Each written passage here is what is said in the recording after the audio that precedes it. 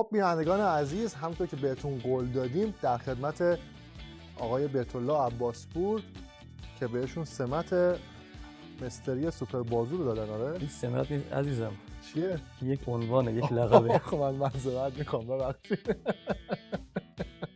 خیلی جالب بود. من معذرت میخوام، عنوان هست. آره عنوان مستری سوپر بازو رو بهشون دادن، قهرمان آسیا، قهرمان جهان. توی برنامه‌های قبلی که باشون صحبت کردیم ازشون قول گرفتیم که بیان داخل جیم و حرکات ورزشی و حرکات درست زدن حرکات بدنسازی رو به ما آموزش بدن. همونطور که دارین میبینید ما جلوی میز پرسینه هستیم که یه جورایی سمبل این ورزش هم هست، میز پرسینه اگه اشتباه نکنم. یکی از قدیمی ترین حرکات با وزنه انجام میشه. اسکات هست، پرسینه هست، حرکت لیفت هست. درسته. خیلی حرکت دوست داشتنیه. دوست داشتم. شما هم دوستش دارید؟ بله، ما همه حرکات دوست داریم. شما یکی از عضلاتتون که خیلی خوب رشد میکنه همون عضله سینه‌تونه. خیلی از کارشناسا توی خیلی از مطالباشون اینو گفتن. اینو قبول داری خودت؟ بله، من زیاد به تمرینات سینه اهمیت نمیدم به خاطر اینکه خیلی سریع رشد میکنه، ولی رو زیبایی این عضله خوب کار میکنم. حرکات فرعی یا حرکات چند مفصلی روش بیشتر تمرکز میکنم تا حرکات هالتری مثل پرسینه یا بالاسین هالتر. اوکی. الان این حرکت ما چند تا باید بزنیم؟ 5 ست باید این حرکت رو اجرا کنیم. ست اول بیشتر جنبه گرم کردن داره. ست دوم یه مقدار انعطاف عضلات و پمپ رو توی پمپ خون رو تو عضلاتمون بیشتر میکنه. ست سوم، چهارم، پنجم هم حرکت اصلی مونه. خب بقیه‌اش نگو، تو بعد توی انجام حرکت توضیح بدی. البته که انرژی داشته باشی که ست پنجم بزنی.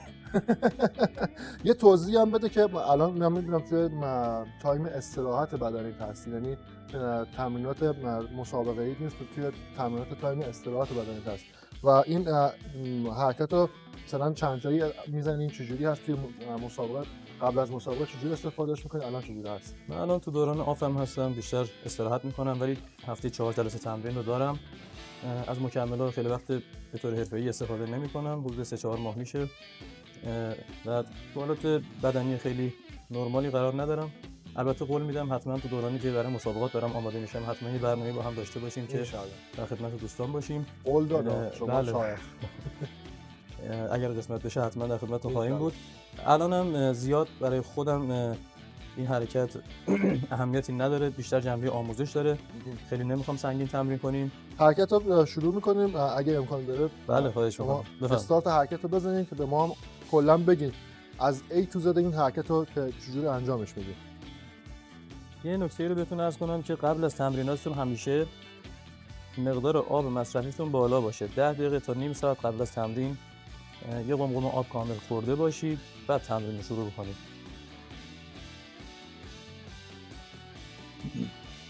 بریم؟ اوکی.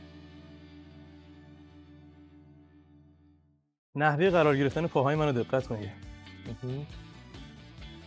نحوه قرار گرفتن انگشت دست. خیلی ازم میپرسن که انگشت شست رو داخل قرار بدیم به این شکل یا به سمت بیرون. سوال منه.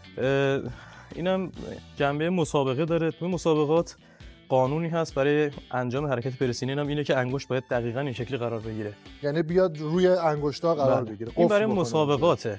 ولی برای فشار آوردن روی عضله سینه به نظر من هیچ فرقی نمیکنه که چه اینجوری بگیرید چه اینجوری. این دیگه بیشتر بستگی به سلیقه شما داره، عادت.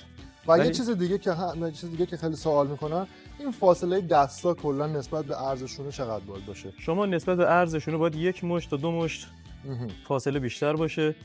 دلیلش هم اینه که موقعی که وزن پایین میاد تو این حالت، دو تا دست شما هم به حالت 90 درجه در اومده باشه. اون زاویه داخلیش. حالا یه مقدار بیشتر یا کمتر زیاد اهمیتی نداره، ولی اگر جمع‌تر باشه عضله سینه زیاد تحت فشار قرار نمیگیره و اگر بازتر هم باشه فشار از روی سینه بازم خارج میشه، بیشتر روی بازو و سرشونه ممکنه فشار بیاد.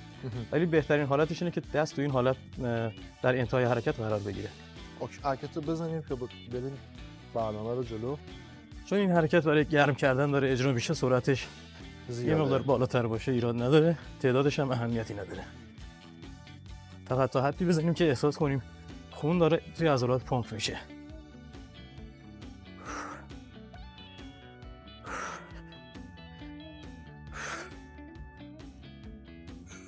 به ناحیه‌ای که دوستان عزیز، به ناحیه‌ای که میله هالتر قشنگ پایین میاد توجه کنید تو کدوم قسمت سینه قرار گرفته. این خیلی نکته مهمیه.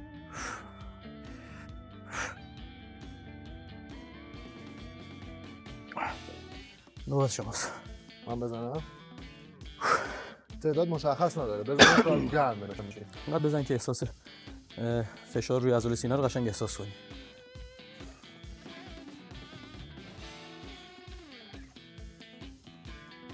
برو.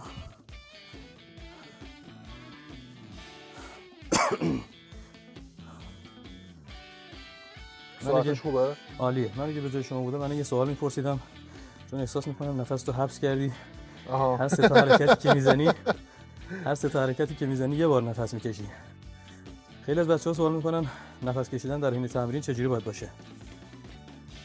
دم و بازدم یکی از مهمترین گزینه‌های تمرینیه.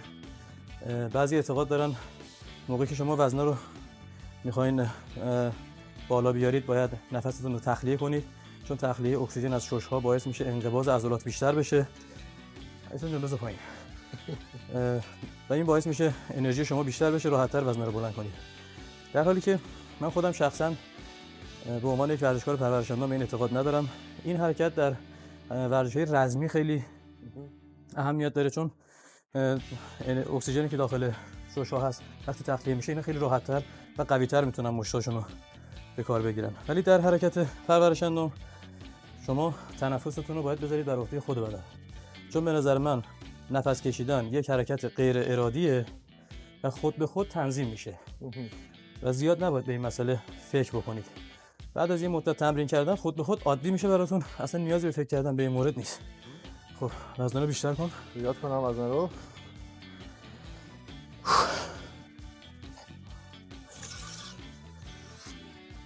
ست دومم جنبه گرم کردن داره و همین دلیل تعدادی که میخوایم بزنیم باز نمیشمریم. ست دوم گرم کردنه؟ بله.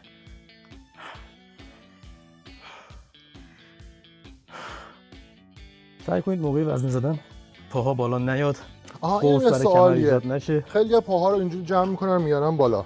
خب من احساس میکنم تعادلشون اینجوری کمتر میشه. ولی خب کف پا وقتی روی زمین باشه شما خیلی محکم‌تر حرکت رو اجرا میکنید و احتمال آسیب دیدگی عضلات سینه کمتر میشه. در مسابقات هم به عنوان یه قانون مطرحه. بله. خب بهتون ما نباید بالا. علی.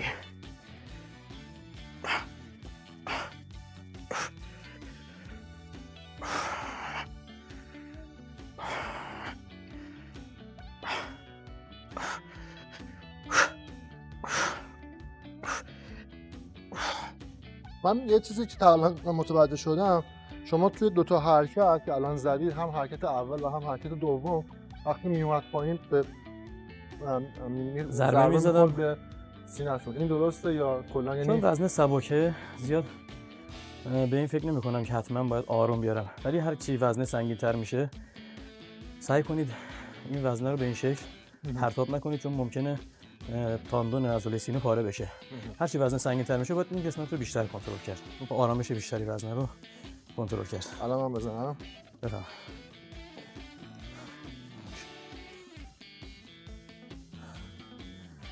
در حین تمرین مصرف آب رو هیچ وقت فراموش نکن.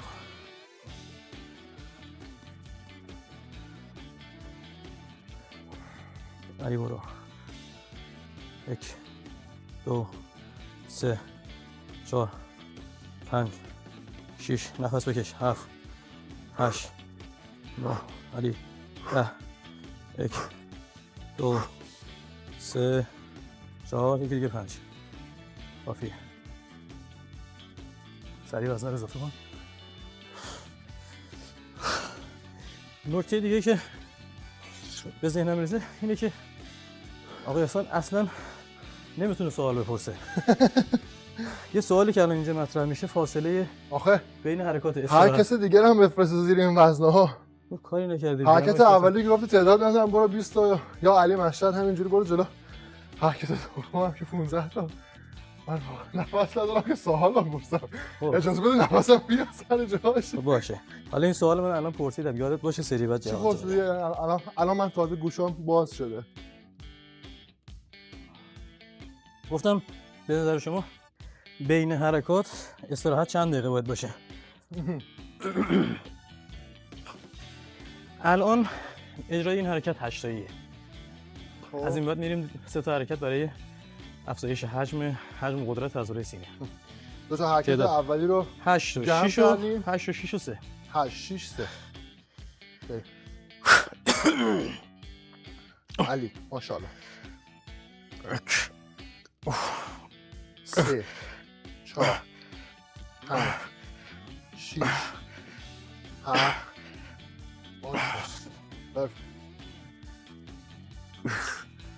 خب نگفتی آقا سان. استراحت ما بین هر ست چند دقیقه باید استراحت کنیم؟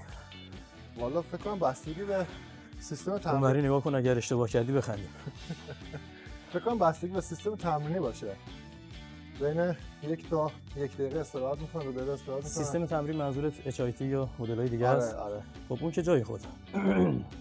توی تمرین قدرتی و توی ورزش تمرینات ترکیبی که الان ما داریم چنین حرکتی رو انجام میدیم چقدر باید استراحت کنیم؟ اگر اون قسمت گرم کردنش خیلی استراحت باید کوتاه باشه، بین 30 تا 40 ثانیه، ولی اون قسمت قدرتیشو فکر کنم بین 1 تا 2 دقیقه باید استراحت بکنی که سیستم ATP تو بدن زیاد بشه. این قانون برای همه حرکات قابل اجراست؟ من اینا رو باید از شما سوال کنم، نه شما از من سوال کنید. خب شما از من نمیپرسید، مجبور میشم من از شما بپرسم. اجرا کن. بزنم استراحت کنم.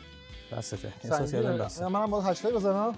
اگر تونستی حتما بزن، اگه نشد 6 یا 7. اگر کمک احتیاج داشتی از الان بگو که من جامو تنظیم کنم. آره بابا حتما کمک میکنم. خب بریم. علی 1 2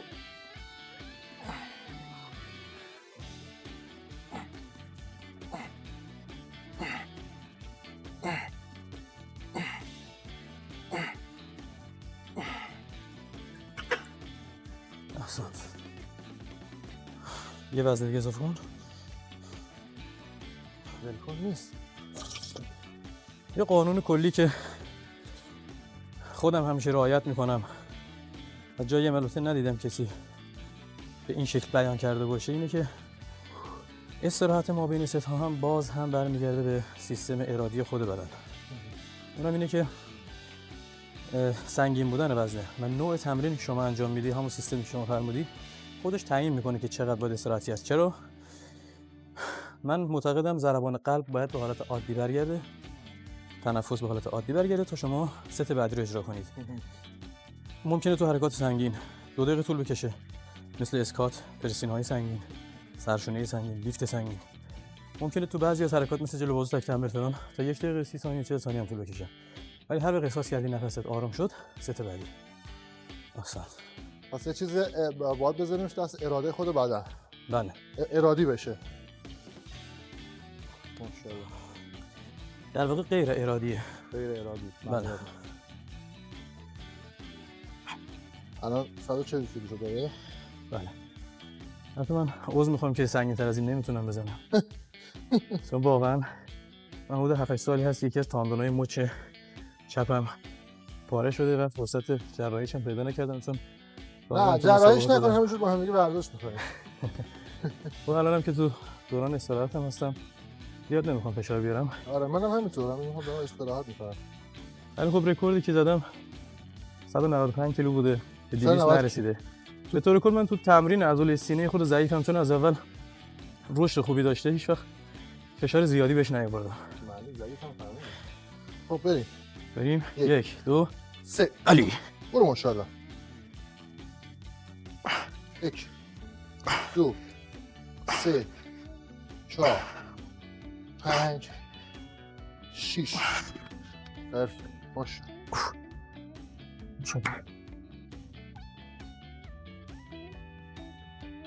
نتونستی 3 یا 4 تا بزن. فکر کنم همون 3 خوب باشه. علی بریم. آماده ای؟ 1 2 3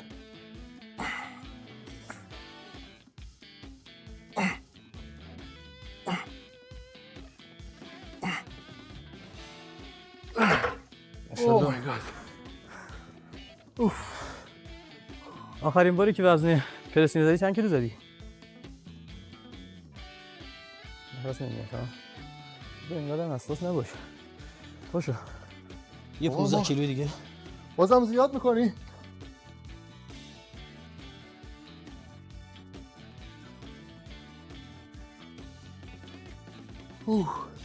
رکورد چقدر بوده؟ من خودم شخصا اعتقادی به وزنهای سنگین ندارم. تا اونجا که میتونم تو حرکت وزن سنگین استفاده نمیکنم. دلیل علمی خاصی داره؟ نه، اگر وزن سنگین استفاده بکنم خب حجم عضلاتم خیلی زیاد میشه. کلا دوست ندارم حجم عضلاتم زیاد بشه. دوست دارم یه حالت فیت بودن خودم رو حفظ کنم. الان شما فیتی؟ قدم هم بلنده، یه کم که عضلاتم درشت میشه ترسناک میشه. خیلی. بعد بهت میگن خوشگل وحشتناک. خوشگل وحشتناک. لقب قشنگ میگی. حالا دلیل اینکه سنگین میزنیم که عضله رشد کنه چیه؟ دلیل علمیشو میخوام بگی. اینم یک داستان بهم نگو. نه واقعا خودم نمیدونم. می‌خواستم ازت سوال کنم که اینی که مثلا سنگین میزنن با سبک میزنن، بعد میگن این تعداد زیاد، مثلا تعداد زیاد و سبکتر برای کات کردن عضله است، ولی وزنه سنگین میخوام بدونم. مثلا میگم داستان نگو چون این انقدر تکرار شده دیگه واقعا داستان شده. بریم 2 یا 3 تا بیشتر نمیزنم. از اولش هم هوامو داشته باش. فقط یه خورده محکم تر بگیر. علی 1 2 3. خیلی محکم گرفتی. برو ماشاءالله. یکی دیگه. ماشاءالله. علی یه چیز دیگه که هست، اون حریف تمرینی که میخواد بهت کمک بده توی حرکات خیلی مهمه. بله. چجور بهت کمک بده؟ انرژی مثبت بده، هم انرژی بهت بده، هم بلد باشه که کی کمک بده. دقیقاً. چقدر به چه میزان، یعنی بله. به قدرت بدنی تو آگاه باشه. افت و خیز بدن تو باید درک کنه. دقیقاً. اینم ایجاد نمیشه مگر اینکه یه مدت کوتاهی با هم تمرین کرده باشیم. البته به حرفه‌ای بودن بچه‌ها هم بستگی داره. حالا اصلا آب نمیخوری آقا حسین؟ چرا؟ به خودم قبلا خوردم. بخورم؟ خب الان این تموم شد؟ عضلات ما در مقابل هر فشار خارجی از خودش عکس العمل نشون میده. بدن ما کلا تنبله. بدن انسان تنبله. و سعی میکنه خودش رو با این فشارهای خارجی سریع به سازش برسونه. شما وقتی این مدت یه وزنی رو میزنی بدن بهش عادت میکنه. چجوری عادت میکنه؟ تارای عضلانی رو زیاد میکنه که با اون عضله مقاوم بشه و در مقابل اون از فشار رو تحمل کنه. اگر اون وزنه به همون حالت باقی بمونه عضلات شما به همون اندازه خواهد بود. دیگه تغییر نمیکنه. اگر میگیم سنگین ترش کنید به خاطر اینه که هر چند ماه یک بار این اتفاق بیفته و عضلات ما، بدن ما فشار رو احساس کنه که یه فشار بیشتری داره بهش وارد میشه و سعی کنه خودش رو با اون فشار سازش بده. این سازش اتفاق نمیفته مگر با افزایش تارهای عضلانی. حالا اگر ما قدرت این فشار زیاد نکنیم، رو تعداد استقامت بیشتر کار بکنیم چه اتفاقی میفته؟ استقامت هم همون فشار رو ایجاد میکنه.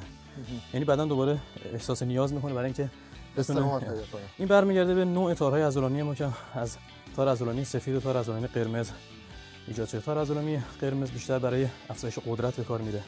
یعنی تحریکش و تقویتش باعث افزایش قدرت بدنی میشه. تار عضلانی سفید استقامت بدن رو بیشتر میکنه و باعث فیبری شدن عضلات میشه. اگر تعداد رو ما بیشتر کار کنیم بیشتر عضلات سفید ماست که رشد میکنه. یعنی رشد هر دو حالتش هم وجود داره. به همین دلیل ما همیشه نباید قدرتی کار کنیم. بعضی موقع فشار رو باید از طریق تمرینات سیستم سوپر ست یا مثلا تریست یا HIT یا مدل‌های دیگه‌ای که باعث شوک به عضلات میشه اجرا کنیم. هیچ وقت نباید توی حالت قدرتی باقی بمونیم چون بدن دوباره به اونم عادت میکنه. پس کسایی که میخوان بدنشون رو به حالت فیتنس در بیارن یا حالت فیت بودن بدنشون نگه دارن بیشتر باید روی تارهای سفید عضلانشون کار کنن. بله اون هم باعث فیبری شدن عضلات میشه. همون چیزی که بچهای بادی کلاسیک‌ها و فیتنس کار خیلی دوستش دارن.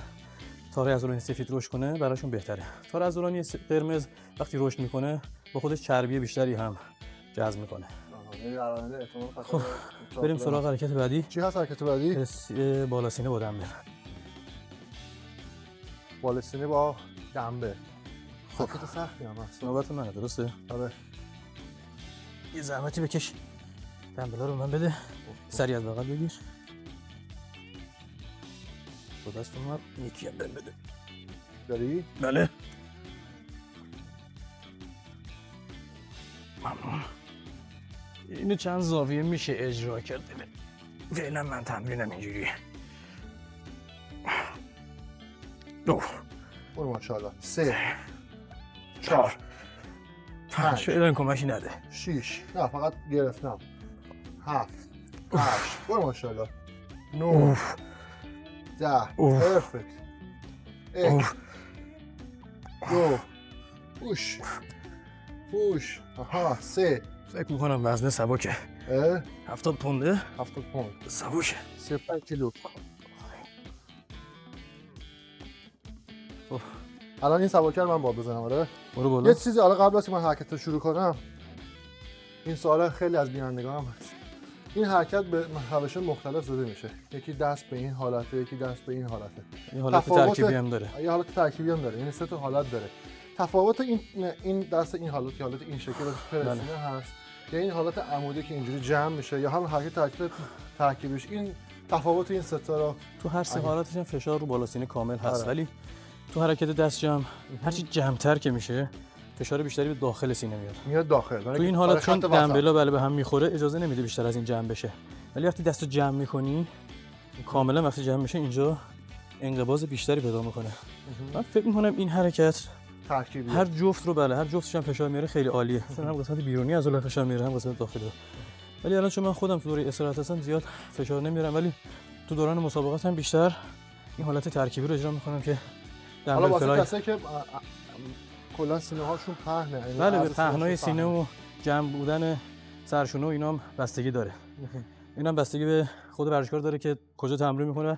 این تشخیص مربیشه که باید بهش بگه که کدوم حرکت اجرا کنه. میتونی برداری کمکش کنی. اگه من پرتاب کردم رو زمین، چون بعضی میپرسن وزنه رو پرتاب کنی بهتره یا بندازی، من به خاطر تاندون دستم چون اینو نمیتونم به این حالت بیارم پرتاب کردم. آره دیگه چیکار کنیم؟ این یکی هست. میخوای بخونی نمیخوایم من به این حالت برم یا با این حالت؟ شما اینجوری برو. اینجوری؟ نه اینجوری. کف دست روبرویی هم پایین اومدنی هم بچرخون. این چرخش کمک زیادی میکنه که حتی عضله سینه دچار پارگی هم نشه، چون عضلات بیشتری رو درگیر میکنه. بعد بالومیات بزنم به هم؟ بله بزن که قشنگ با فشار بیشتری اجرا کنی. چند تا شد؟ 8. بزن 9 تا جایی که میتونی بزن. 1 2 عالی 3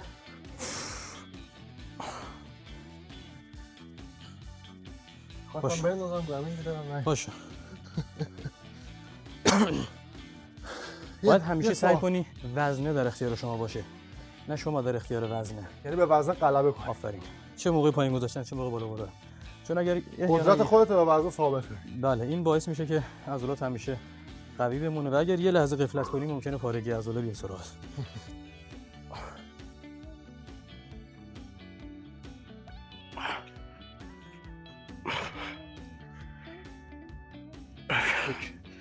دو 3 برو ماشاءالله 4 بریم 5 6 7 برو 8 برو 9 ماشاءالله 10 20 تا خوبه بزنم؟ 1 نه چند تا بزنم؟ 2 همون 15 تا بسته.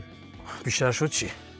4 5 6 7 8 9 میتونم بازم بزنم ولی میترسم این موقع جوونی بنداز اثرات اینجا منفی به لحظه. ولی بعضی وقتا این انداختن حرف خوبی زدی، این پرتاب کردن وزنه وقتی که بلند میشه احساس قدرت به دست میده. بعد فکر میکنه که الان خیلی قوی شدی. خب این تو وزنهای سنگین اینم اینو به نکته خوبی اشاره کردی. وزنهای سنگین که برمی‌داریم ممکنه پایین انداختن چون سنگین هست ممکنه تاندونات آسیب بزنه. اینجا اگر بندازی ایرادی نداره. ولی تو وزنهای سبک‌تر که قابل کنترل هست بهتره کنترل کنی. یه سوال دیگه که من میخوام بپرسم اینه که وقتی من اینو میارم بالا، این دست وقتی میاد بالا بهتره که آرنج قفل بشه نه یا تو حالت نیمه باز قرار بگیره؟ باید یه مقدار به اندازه چند درجه اینو بشکنی، به خاطر اینکه وقتی قفل میشه فشار روی مفاصلت میاد، فشار از عضله خارج میشه، میفته رو استخوان. اوکی بریم. برو.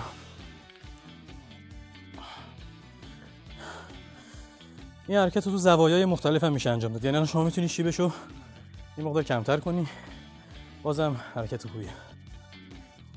حالا بلند شدم یه سالاد میخورم. برو ماشاءالله. 1 2 3 4 5 6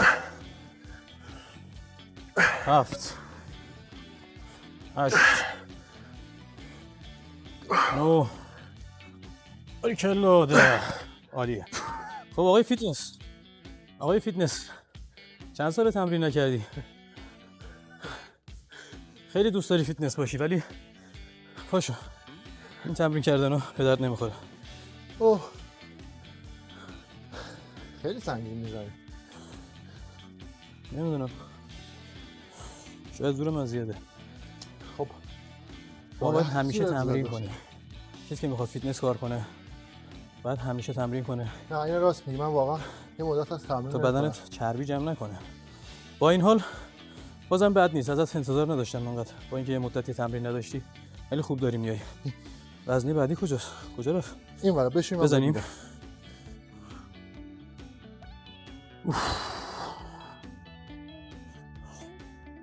بریم. آها این سوال قبل از که بریم خواستم از سوال کنم.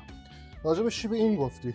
خب این شیب هر چی این بره پایین‌تر فشار میاد پایین‌تر از یه مقدار از قسمت بالا سینه خارج میشه، کم کم میاد به سمت تارهای عضلانی پایین‌تر. هر چی صاف‌تر هم بشه یعنی بیاد بالاتر میاد قسمت بالایی. آره بیشتر بشه ممکنه به سرشونه فشار بیاد. به سرشونه فشار میاد. خیلی هستن که این حرکت رو میزنن میگن فشار به جایی که روی سینمون وارد بشه ما احساس میکنیم روی قسمت جلوی سرشونمون هست. این خاطر اینه که شیبشون تنده. باید شیبشون رو کمتر کنیم. حالا یه چیز دیگه، وقتی که این حرکت رو انجام میدی خب این آرنج به چه حالتی باید بیاد پایینی؟ کنار بدن جمع بشه یا باز بشه از بدن؟ این بستگی به عضلات زیر بغل هم داره که تا چه حد اجازه بده شما دستتون رو جمع بکنید. ولی وقتی دست جمع‌تر که میشه فشار بیشتر رو سینه است. تو انقباضش هم همینطوره. یعنی زیاد نباید دست رو باز کنی. به اندازه باز بشه که عضلات این استخوان آرنجتون حالت 90 درجه در بیاد.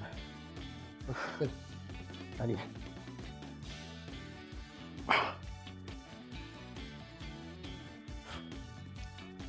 بریم. برو ماشاءالله. 1 2 3 4 5 6 7 8 9 10 1 2 3 4 5 6 7 برو 8 9 یکی دیگه.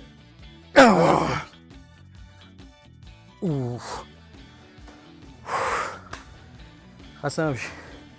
حرکت بعدی. فکر کنم یکی دیگه من با بزن. من دو بله.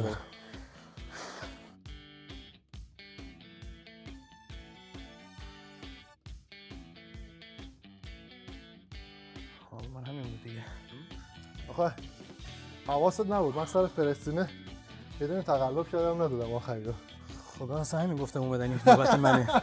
شما گفتی بله نوبت شماست. ابن روز چه در شده بود.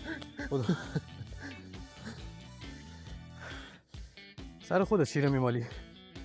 برای من هیچ اتفاقی نمیفته. این سیستم تقلب چیه؟ یا هر کی میگه من از سیستم تقلب استفاده میکنم. تقلب فقط برای حرفه‌ای است. فراموش نکن. هر وقت حرفه‌ای شدی در موردش اعتراض می‌کنی. من میتونم حرفه‌ای باشم. هنوز که نیستی که. یادت باشه دیروزم بهت گفتم. گفتم سعی کنید هیچ وقت از حرفه‌ای‌ها تقلید نکنید.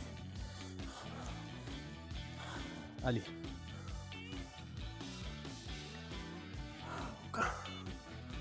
یک. کم آوردی داد بزن نظر. نفس تو خالی کن. 2 3 4 خیلی ریلکس هم میکن. 5 صدا تو بیشتر کن نترس. باریکلا. یکی دیگه بزنی کافی. عالیه. اوه خب باشه او مای گاد باشه بریم حرکت بعدی. خیلی سخته.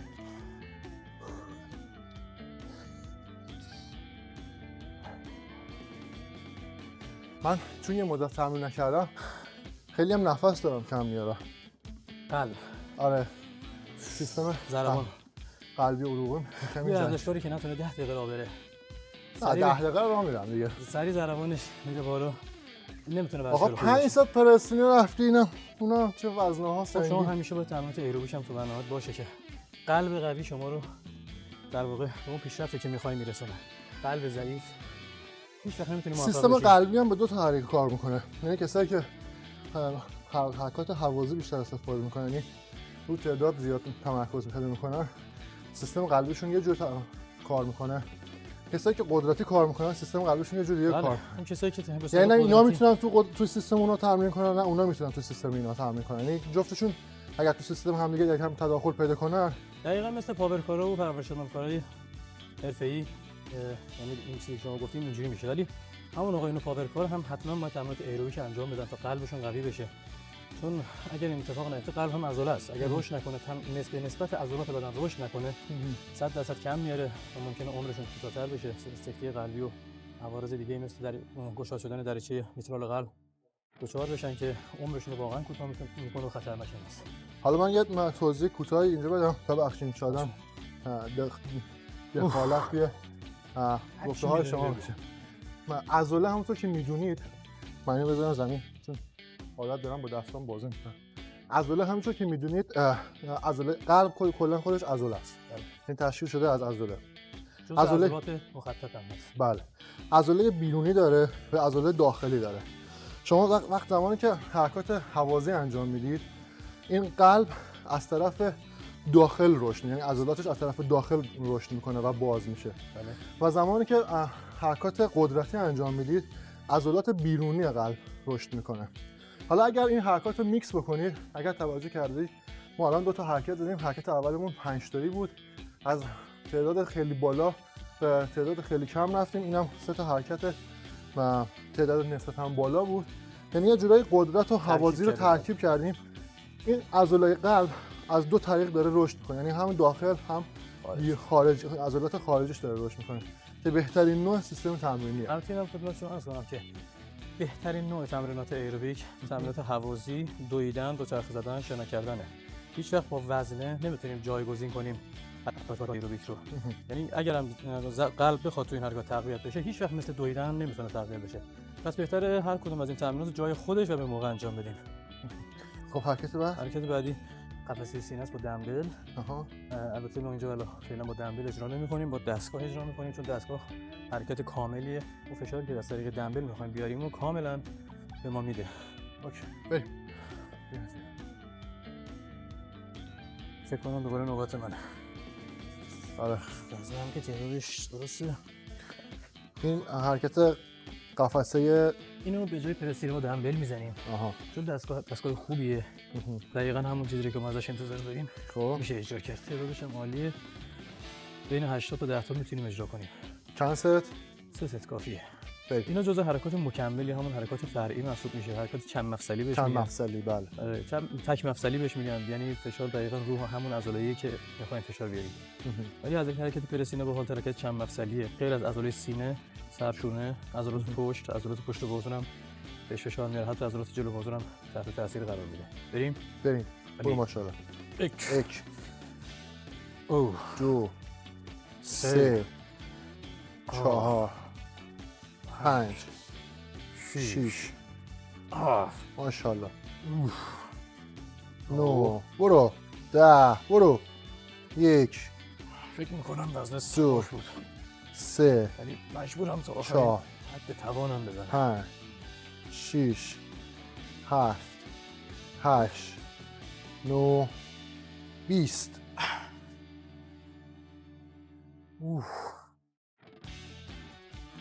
بالا بگیرم؟ بله. تفاوت بالا پایین نگفتی؟ قدرت تنظیم کردی؟ قدم باید فشار بیاد رو عضلات وسط سینه. آره. فکر کنم این مقدار بالایی. فکر کنم این مقدار بالایی. بیام پایین؟ یه دونه درجه بیار پایین تر. الان پایین تر دیگه. اوکی. بعد یه چیزی، این حرکت آرنجا رو بیارم بالا یا بیارم پایین؟ کاملا بر اساس فرم خود عضلات دستت انجام بده. یعنی اصلا سعی نکن فشار بیاری که حتما بیاری بالا یا پایین. اینجا که خود استخوان قرار میگیره اجرا کن، چون اگه این کارو نکنی به مفاصل فشار میاد. اوکی. برم علی مطمئنی؟ 1 2 3 برو. فشار بیار. 1 بالا که میاد کاملا عضلات رو سفت منقبض. انشالله. هم موقعی که عضلات رو باز میکنی هم موقعی که دستا رو میاری بالاتر، تو هر دو حالت عضلات رو تو حالت انقباض نگه دار. آرنجو که قفل نکنم. قفل نکن. 15 تا کافیه؟ بزن که دیگه نتونی بزنی. وقتی میتونی بزنی بازم بزن.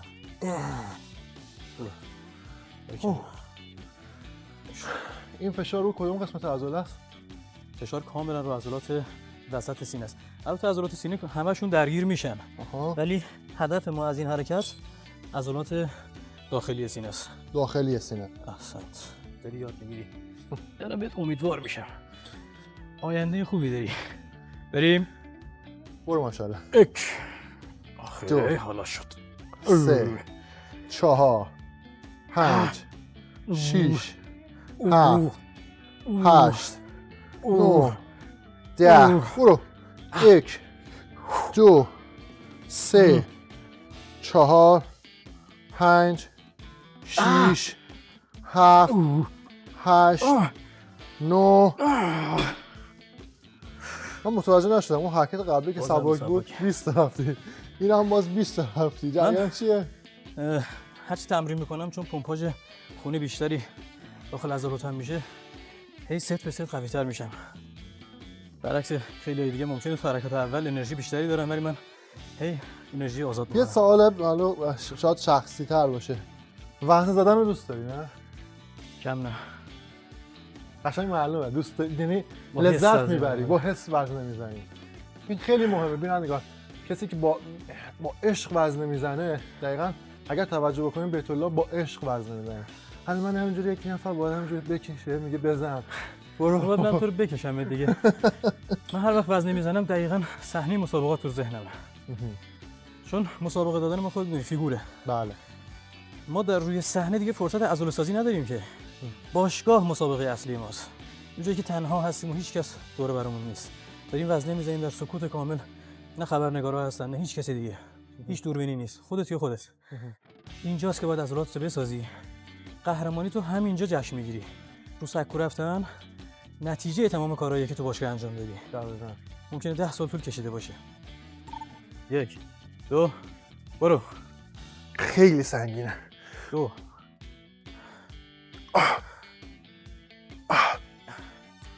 سعی کن به صورتت فشار نیاری ولی لبات همیشه باز نگه دار. فشار رو بیار رو دور و بر لبات.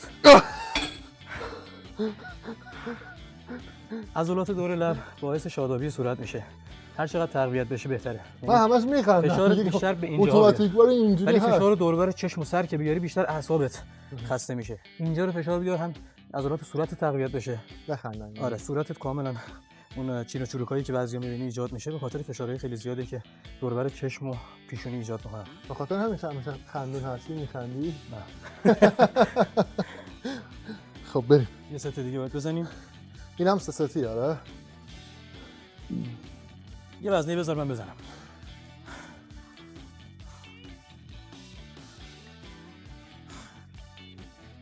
شوخیت گرفته؟ شوخیت گرفته ها؟ نه خودت گفتی. من خودم گفتم. من نبودم و خیلی برو. دستم بود. میزنم. بابا مبتدی گفتن قهرمان جهانی گفتن. یه حسی تو تمرینات پا دارم اصلا. بعضی موقع پیش خودم میگم بنداز فقط میزنم. اصلا دیگه نگاه نمی‌کنم چند تاست. فقط میزنم. حالا دلتو نمیشکنم. ببینم میتونم بزنم خدایا. بریم. برو. 1 2 3 برو. 1 ولش کن. 2 3 4 ماشاءالله 5 برو 6 برو 7 یکی دیگه ماشاءالله. بیام نه دیگه اصلا. آخه دیدم نذاشته گفتم بیام. ماشاءالله. خب حالا من برات وزنه بندازم. نه خودت بنداز. نه بذار وزنه. خود خدا وکیلی عدالت رو رعایت کن. 130 کیلو رو گذاشتم رو عدد 13.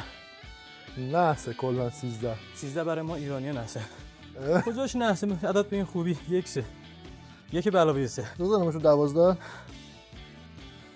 13. بزن خب بترکی. نمیتونم. وزنه سنگین. اگر احساس می‌کنی نمیتونی اجباری نیست.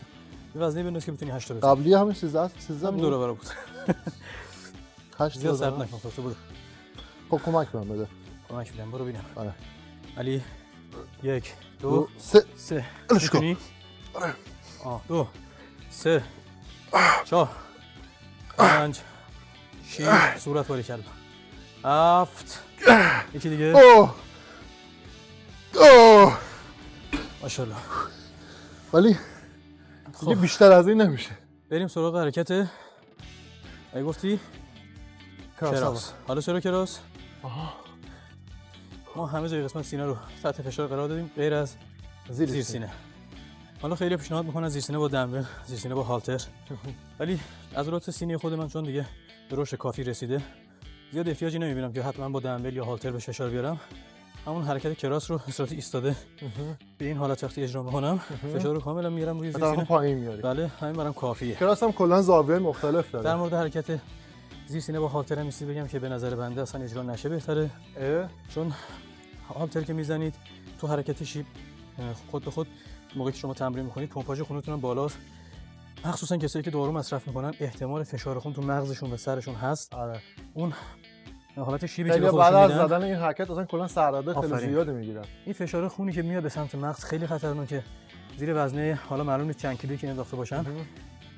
حتی اگر ما 0.1000% احتمال سکته کوچولو هم بدیم یا حتی حواس پرتی یا فشار زیادی که به سر مغز میاد یک لحظه وزنه از دستش خارج بشه صاف میاد رو گردن. این خطر خیلی بزرگیه. وزنه‌ای میشه. نه.